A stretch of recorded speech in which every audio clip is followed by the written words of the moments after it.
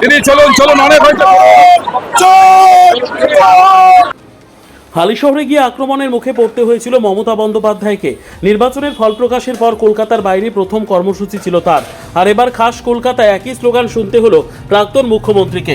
মমতা নেতাজির মূর্তিতে মালা দেওয়ার পরে হঠাৎ ভিড়ের মধ্যে থেকে স্লোগান ওঠে চোর চোর। মঙ্গলবার ক্ষুদিরাম বসুর ছবি হাতে নিয়ে শ্যামবাজারে নেতাজি মূর্তির পাদদেশে পৌঁছন মমতা বন্দ্যোপাধ্যায়। ক্ষুদিরামকে শ্রদ্ধা জানিয়ে তিনি বলেন, এই সংগ্রামীদের আমরা কোনো দিন ভুলব না। নেতাজি সুভাষচন্দ্র বসু, মহাত্মা গান্ধী থেকে মাতঙ্গিনী হাজরার প্রতি শ্রদ্ধা জানিয়ে মমতা বলেন, আমরা দেখানোর জন্য কোনো অনুষ্ঠান করি না, আমরা হৃদয় দিয়ে ভাবি।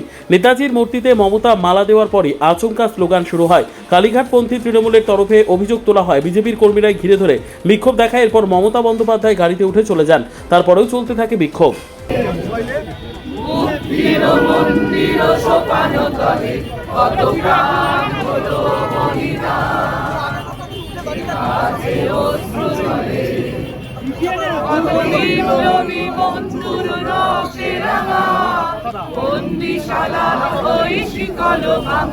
কত বিপ্লবী বন্ধু রক্তে রাঙা, বন্দিশালা ওই শিকল ভাঙা, তারা কি ফিরিবে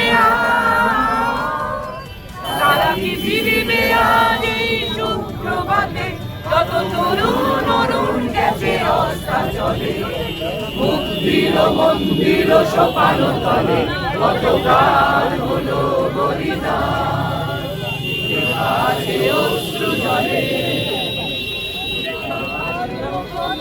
তারা এখনো জানে স্বর্গের চেয়ে প্রিয় জন্মভূমি, এসো স্বদেশ ব্রতে মহান ভিক্ষারবি, সেই মৃত্যুঞ্জয়ীদের চরণ চুমি, যারা স্বর্গগত তারা এখনো জানে স্বর্গের চেয়ে প্রিয় জন্মভূমি, এসো স্বদেশ ব্রতে।